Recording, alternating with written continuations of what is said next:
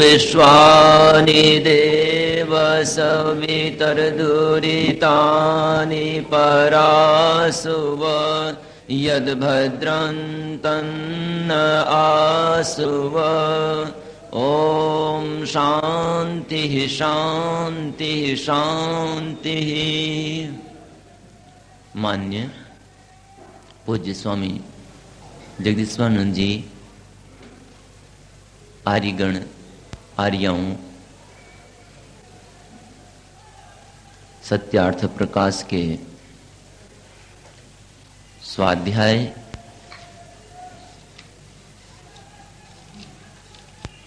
में हम सब द्वितीय समोल्लास में हैं।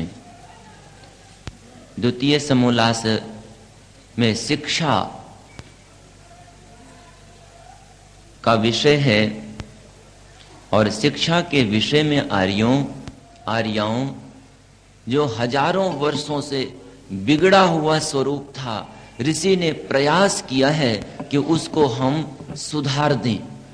क्या आदर्शता हो सकती है, किससे अपने राष्ट्र की संतति शिक्षित हो सकती है, किससे हमारे संस्कार अच्छे हो सकते हैं, उसके लिए ऋषिवर ने बड़ा भारी प्रयास किया है। ये प्रयास वही जान सकता है जिसने स्वयं प्रयास किया हो। और बड़ा आश्चर्य है कि उपनिषदों में, आयुर्वेद के शास्त्रों में जो शिक्षाएं, जो व्यवस्थाएं, जो एक आदर्श की प्रतिरूपता ऋषियों ने प्रतिपादित की है, ऋषि दयानंद सरस्वती भी चाहते हैं कि उसके अनुसार हमारा राष्ट्र बने, हमारी संस्कृति इसके अनुसार में बने, इसलिए पूरा का पूरा प्रयास करते हैं। आज से जब ये सोचो कि जब ये सत्यार्थ प्रकाश लिखा गया था, आज तो फिर भी काफी खुलापन है। विचारों में हम स्वतंत्रता से सोच सकते हैं, काफी हद तक ठीक है। लेकिन जिस काल में यह सत्यार्थ प्रकाश लिखा गया, उस काल में तो संकीर्णता बहुत ज्यादा थी।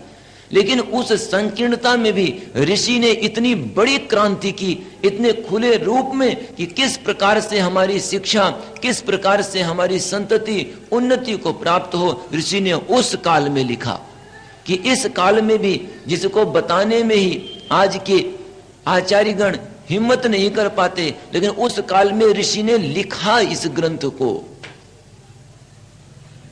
हम समझ सकते हैं कि कितना क्रांतिदर्शी ऋषि दयानंद सरस्वती रहे हैं। आज अब जो शिविरार्थी हैं, जो बाहर से भी आए हैं, अब फिर आगे का फिर है, काफी ध्यान से सुनते रहना है। इसके ना होने से भी आज हम नुकसान उठा पा रहे हैं। हम नुकसान ना उठाएं, जब तक ज्ञान नहीं था उठा लिया कोई बात नहीं, लेकिन जब ज्ञानशील हो गए तब तो नुकसान ना उठाएं। इसलिए आगे के भी जितने ये शिक्षा कैसे, किस प्रकार की, क्या इसका सिद्धांत है, क्या प्रारूप है, कैसे गुण होने चाहिए, इस शिक्षा को ऋषिवर ने यहां लिखा है। हम इस शिक्षा को समझेंगे गंभीरता पूर्वक, और समझने के बाद जो शिविरार्थी हैं वे युवाओं में, युवतियों को समझाएंगे, जिससे वो अपने बालकों को उचित शिक्षा देकर के एक श्रेष्ठ आर्य या आर्या बना सकें। इसी भावना से हम प्रयास करेंगे व्याख्या करने का, और ऋषिवर के भाव तो हैं ही।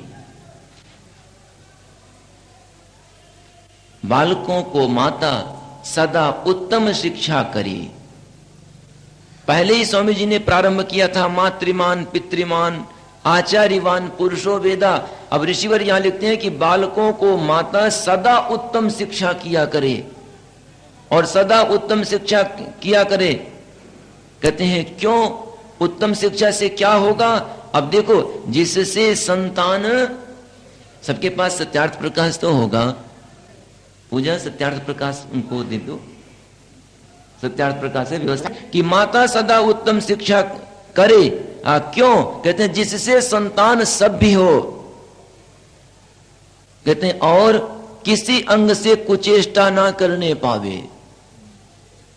किसी अंग से, बालक छोटा सा है, अगर बालक कुचेष्टा करता रहा तो वही आदत पड़ जाएगी फिर आगे बढ़कर के छुड़ा पाना बड़ा मुश्किल, इसलिए ऋषिवर लिखते हैं कि और किसी अंग से कुचेष्टा ना करने पावे। जैसे एक उदाहरण मैं सुना देता हूं, जैसे बालक जो होता है वो अंगुली मुख में बार बार डालता रहता है, तो माता क्या करती है, बार बार उसे रोकती रहती है।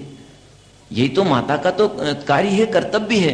तो इस प्रकार से ये भी एक कुचेष्टा ही है। तो इसलिए भी इस प्रकार की और बहुत सारी होती हैं, क्योंकि कुछ भी हो, बालक तो बालक है, वो क्या जाने क्या उचित है क्या अनुचित है। इसलिए माता सदा उत्तम शिक्षा करे और ये भी ध्यान रखे कि बालक किसी अंग से कोई कुचेष्टा ना करने पावे।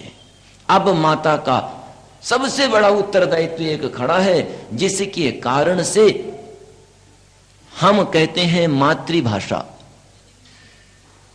अब देखो किस प्रकार का है, और ऋषि ने यहां कुछ सिद्धांत भी बताए हैं, उन सिद्धांतों को भी हम समझेंगे।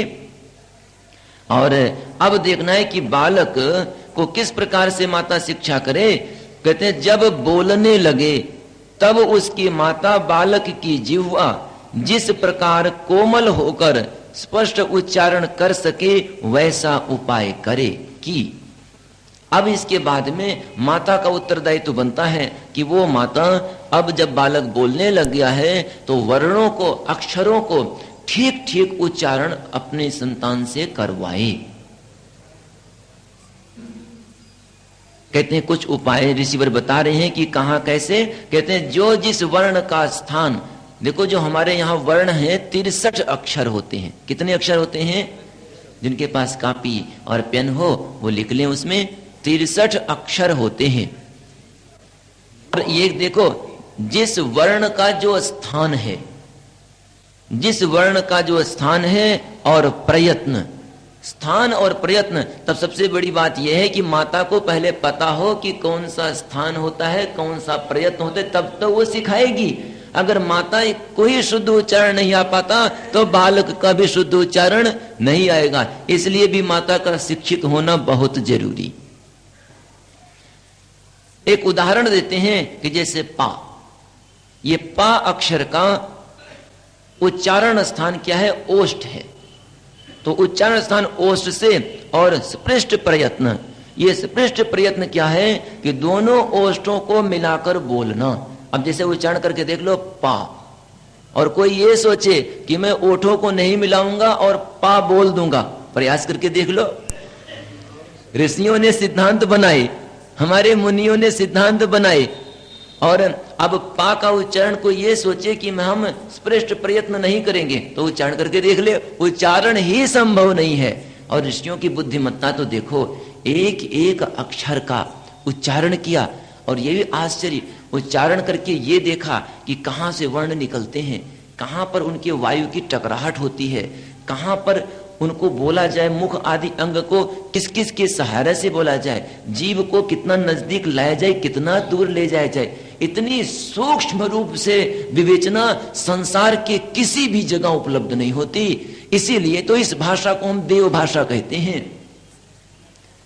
ये तो जो आर्य भाषा हिंदी बनी है, ये तो संस्कृत से ही बनी है, इसलिए इस गंभीरता को समझते रहना है, इसी से बनी है। इसीलिए इसको लिपि में भी जो आया, लिपि को क्या नाम दे दिया है? देवनागरी लिपि, नाम भी देवनागरी लिपि दे दिया। और ऋषि दयानंद तो इस भाषा को आर्य भाषा कहते ही हैं। और यही एक भाषा है, यही एक लिपि है कि जिस लिपि में हम क्या करते हैं, जैसा बोलते हैं वैसा ही लिखते हैं, और वैसा ही फिर हम व्याकरण की सहायता से, शिक्षा की सहायता से उच्चारण करते हैं। इतनी वैज्ञानिक सम्मत लिपि और संसार में कोई भी दूसरी नहीं है। इतनी वैज्ञानिक सम्मत भाषा और कोई भी दूसरी भाषा इस संसार में नहीं है। तो पा का उच्चारण स्थान ओष्ठ है और स्पृष्ट प्रयत्न है, अर्थात दोनों ओष्ठों को मिलाकर बोलना। ह्रस्व, दीर्घ, प्लुत अक्षरों को ठीक ठीक बोल सकना। अब सुनते रहना कि ह्रस्व, दीर्घ, प्लुत। अगर ऐसा ना किया गया तो हरियाणा में क्या बोलते हैं? आर्य को आर्या और आचार्य को आचार्या, जबकि आचार्या तो स्त्रीलिंग में होगा। अगर कोई विदुषी है तो उसको क्या कहेंगे? आचार्या, और ये पुल्लिंग को ही आचार्य कह देते हैं, क्योंकि ये अंतर नहीं कर पाते क्या ह्रस्व है और क्या दीर्घ है। इसलिए हम शुद्ध शुद्ध उच्चारण करना सीखें और अपने बालकों को भी शुद्ध शुद्ध उच्चारण सिखाएं। और कैसा स्वर? कहते हैं मधुर, गंभीर, सुंदर स्वर, अक्षर, मात्रा। अक्षर, कोई भी अक्षर जैसे पा, मात्रा, मात्रा का भी जैसे आर्या का मैंने बताया, मात्रा का भी शुद्ध, जैसे पद, आर्या एक पद है। वाक्य, जैसे आप जा रहे हैं, आपको नमस्ते, एक वाक्य जो है, संहिता मिला दिया गया उसको, जैसे आप जा रहे हैं, ऐसा ना बोले आप जा रहे हैं, काफी लंबी दूरी पर नहीं, कितनी देर में संहिता होगी ये भी ध्यान रखना है। और अवसान, ऐसा ना बोले हम कि आप जा रहे हैं, आप जा रहे हैं, आपको नमस्ते, थोड़ा रुकें, आप जा रहे हैं, अब ये विराम जो है इसके बाद कहें आपको नमस्ते, ये इसको अवसान कहते हैं।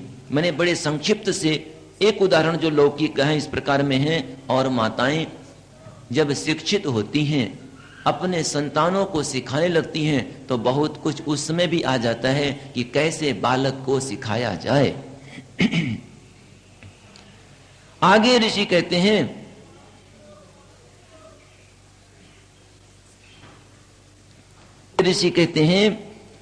कि जब वह कुछ बोलने और समझने लगे, तब सुंदर वाणी और बड़े छोटे, मान्य, पिता, माता, राजा, विद्वान आदि से भाषण और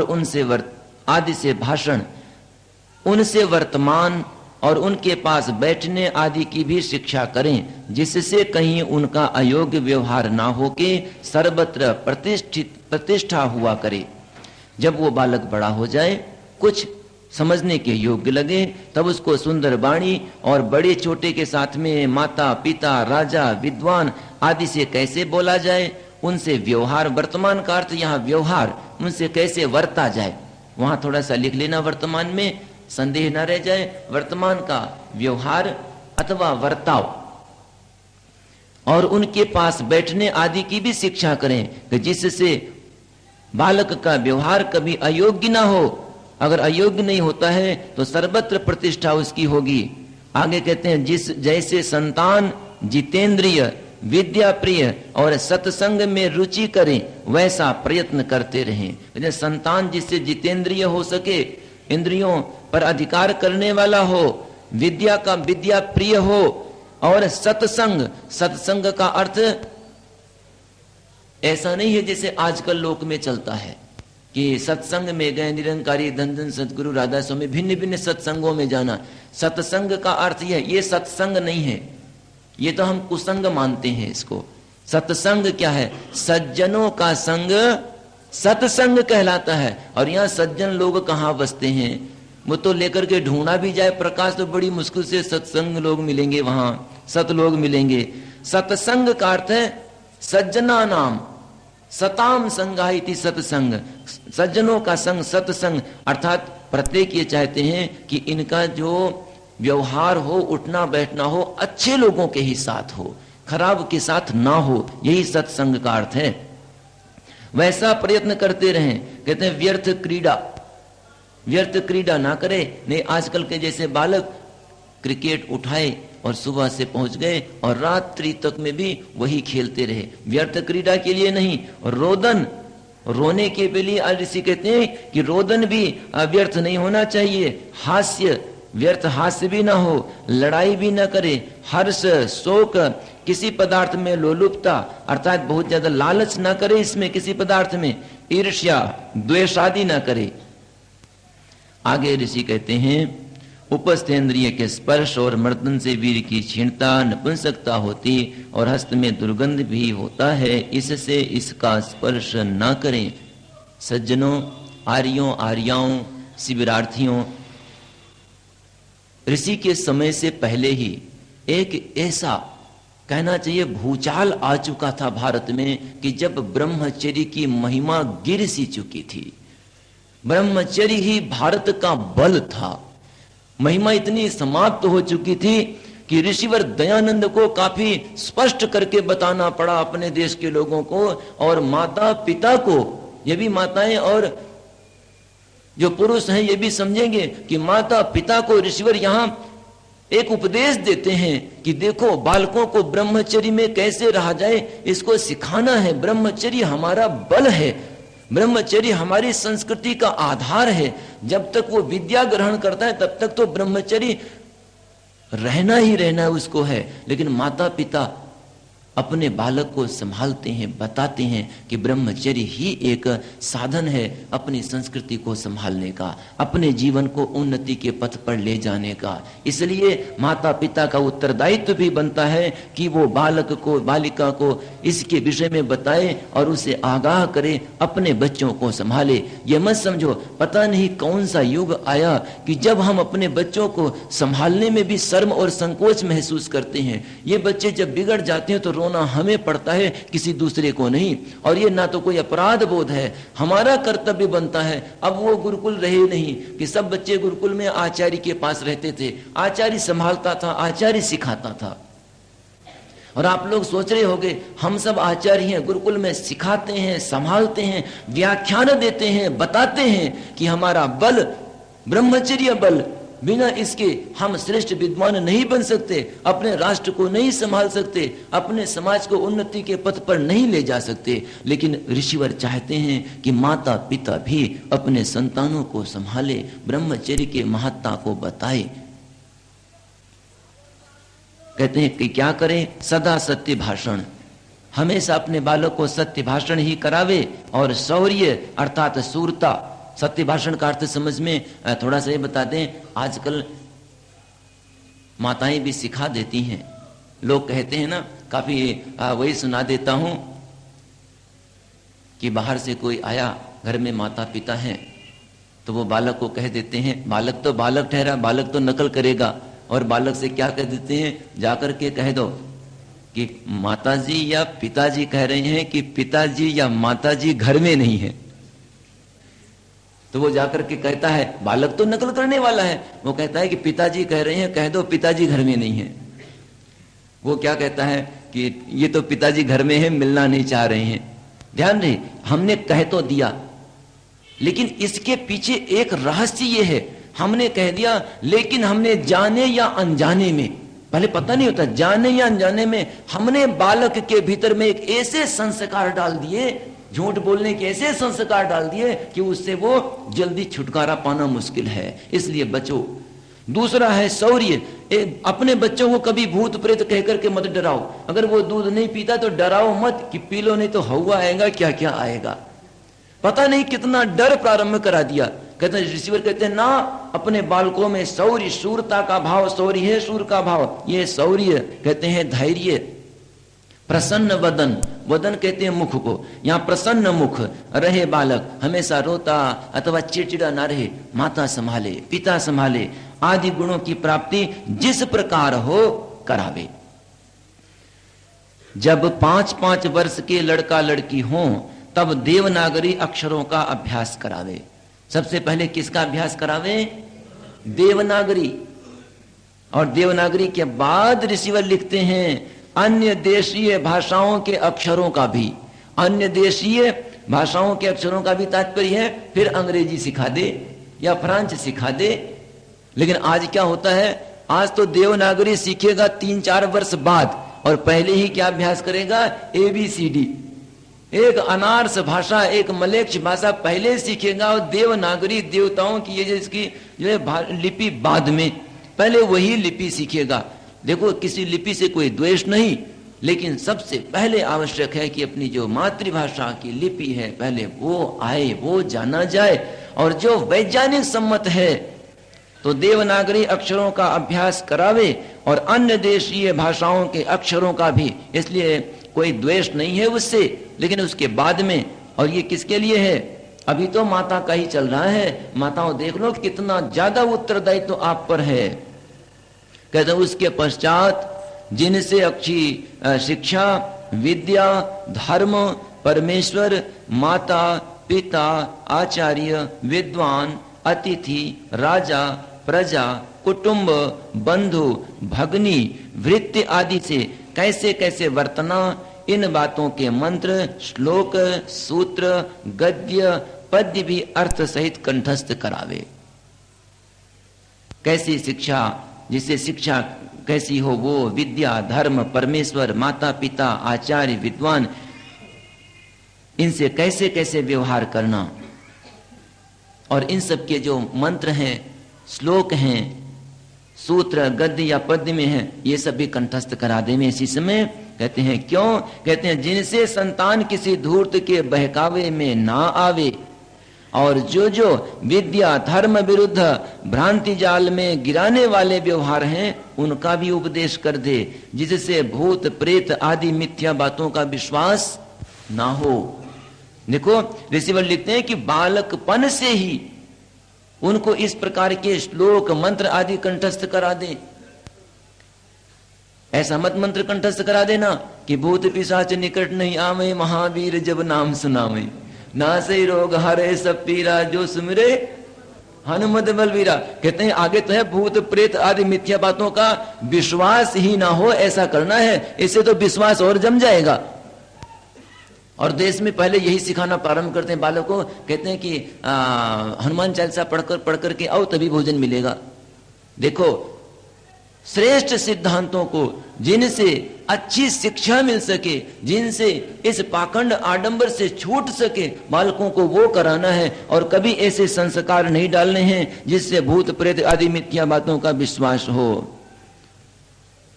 और जो जो विद्या या धर्म के विरुद्ध हो, ऐसे भी भ्रांति जाल में गिराने वाले व्यवहार हैं, उनको भी बता दे कि देखो ये विद्या के विरुद्ध है, ये धर्म के विरुद्ध है, ऐसा मत चलना। जैसे बालक से कह दे कि कोई कहीं पर अगर करे कि मूर्ति पूजा की तरफ में इसको नमस्ते कर लो, धूप दीप चढ़ा दो, कहते रोक दे कि मूर्ति पूजा, वहीं से संस्कार डाल दे कि मूर्ति पूजा कोई सीढ़ी नहीं खाई है, परमात्मा एक है, निराकार है। माता पिता का उत्तरदायित्व है कि वो अपने बालक को बचपन से ही संभालें। अब ऋषिवर ये प्रेत की बात आई है तो ऋषिवर कहते हैं मनुस्मृति के प्रमाण से गुरोह प्रेतस्य शिष्यस्तो पितृमेधम समाचरण प्रेतहारई समम तत्र दशरात्रेण शुद्ध्यति। कहते हैं जब गुरु का प्राणांत हो तब मृतक शरीर जिसका नाम प्रेत है, तो मृतक शरीर का नाम क्या होता है? प्रेत होता है। और नहीं, जो भी मृतक शरीर जिस प्रकार के, मृतक शरीर के लिए प्रमाण दिया ऋषिवर ने यहां मनुस्मृति का कि मृतक शरीर को प्रेत कहते हैं। आगे चले हम, और जब उस शरीर का दाह हो चुका तब उसका नाम भूत होता है। बीच की पंक्ति मैंने छोड़ दी है, लग रहा है आप लोग देख नहीं रहे हैं वहां।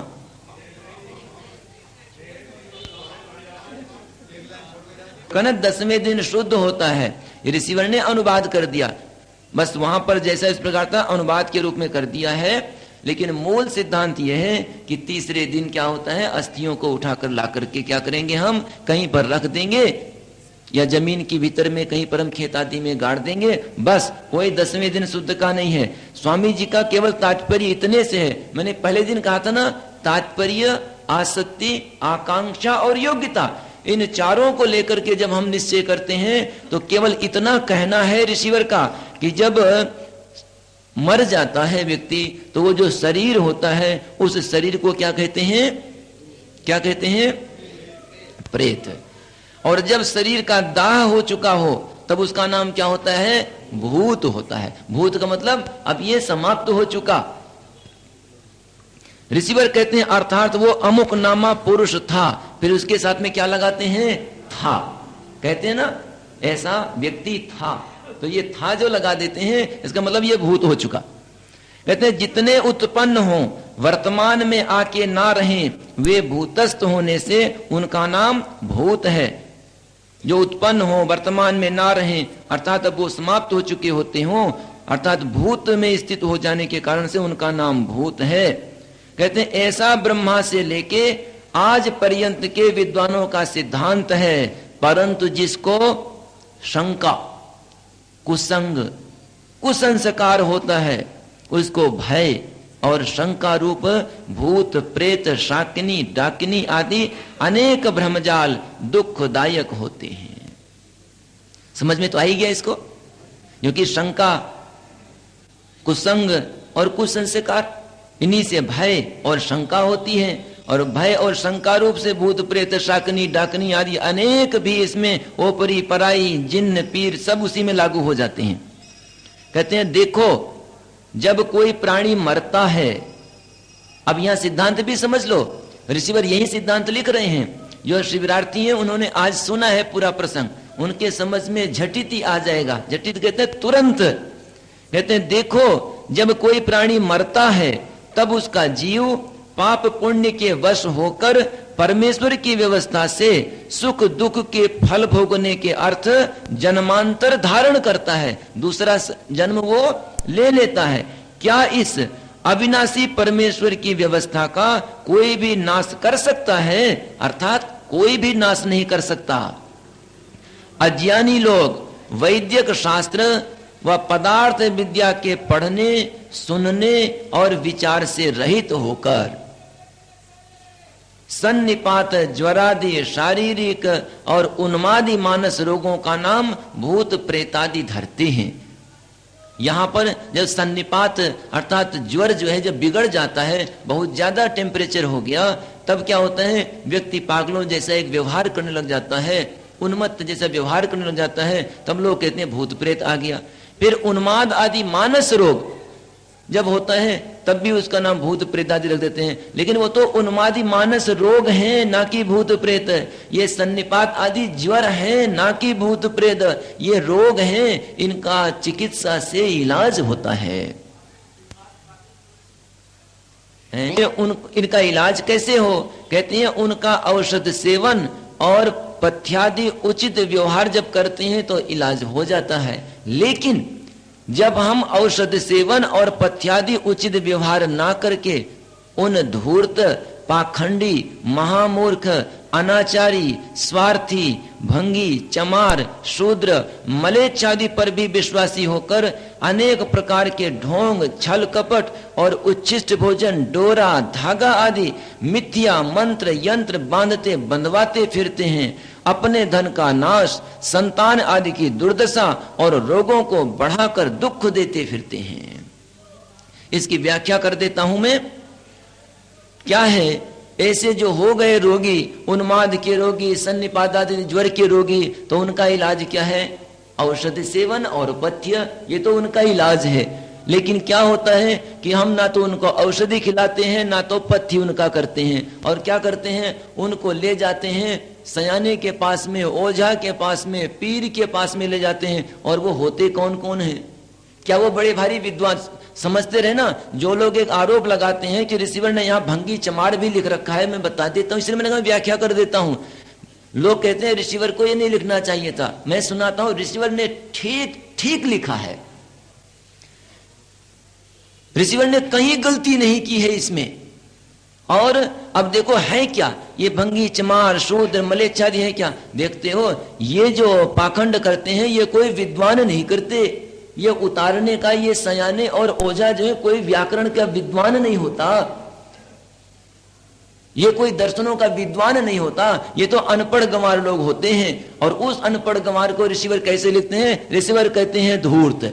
धूर्त इसलिए लिखते हैं कि ये लोग धूर्तता करके उनको क्या करते हैं? ठगते हैं। ये पाखंडी होते हैं, ये पाखंड करके कहते हैं इनके भूत प्रेतों को भगा देंगे। ये महामूर्ख होते हैं, मैंने पहले कह दिया इनके तो विद्या होती नहीं।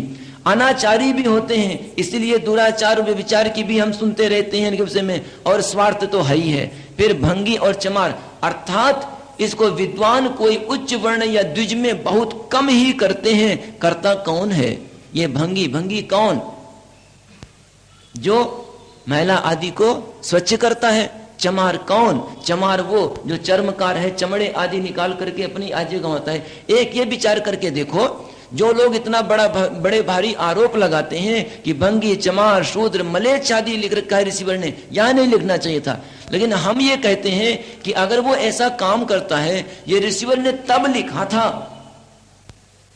कि जब देश परतंत्र था, और उस काल में ये बड़ा व्यापक इस रूप में ये रहा है कि मैला आदि सिर पर ढोने की और इन सब की चर्मकारी चमड़े आदि इसी प्रकार की पूरी परंपराएं रही। अभी भी गांव में कुछ गांव में इसी प्रकार की हैं। और इनका शरीर क्या जानते हो? पवित्र रहता है। रात दिन जो इन्हीं के कार्यों में रहेंगे शरीर पवित्र रहेगा। जो चर्मकार इस प्रकार के पशुओं के चमड़े कोई निकाल कर लाते रहेंगे शरीर बड़ा पवित्र रहेगा। अगर वो इस प्रकार के कर्म करते हैं, अगर ऋषिवर ने वहां पर चमाड़ लिख दिया तो कोई ये ना तो आपत्ति की बात है ना तो ऋषि पर लांछन। और क्या है, ऐसे लोग ही ये भूत प्रेत को निकालने के लिए प्रयास करते हैं। तो ऐसे जो द्विज लोग हैं अपने संतानों को, अपने घर की बहुओं को, बेटियों को, बालकों को ले जाकर के उनके पास में रखते हैं। क्या करते हैं, उन पर जो ऐसे लोग हैं जो ना तो विद्वान हैं, ना तो हितैषी हैं, ना तो सदाचारी हैं, इनके ना रहने पर जो धूर्त, पाखंडी, महामूर्ख, अनाचारी, स्वार्थी आदि हैं, इन पर विश्वासी होकर के क्या करते हैं, उनके ले जाते हैं वहां पर। और वो क्या करते हैं, फिर अनेक प्रकार के ढोंग करते हैं, छल कपट करते हैं और उच्छिष्ट भोजन, अपना भोजन भी जो उसी में से खाते हैं थोड़ा सा उसी में छोड़ देते हैं, उच्छिष्ट भोजन देते हैं। और डोरा तो समझते होंगे, डोरा और धागा आदि मिथ्या मंत्र यंत्र बंधवाते फिरते हैं। कहां कहां नहीं ढूंढते कि जिससे जो है इनका ये भूत प्रेत ठीक हो जाए। और क्या करते, इससे होता क्या है, जब वो उचित औषध सेवन और पथ्य का सेवन ना करा करके इन धूर्त और पाखंडियों के पास में जाते रहते हैं कि भूत प्रेत को उतार दो, और ये न विद्वान होते हैं न सदाचारी, तब होता क्या है।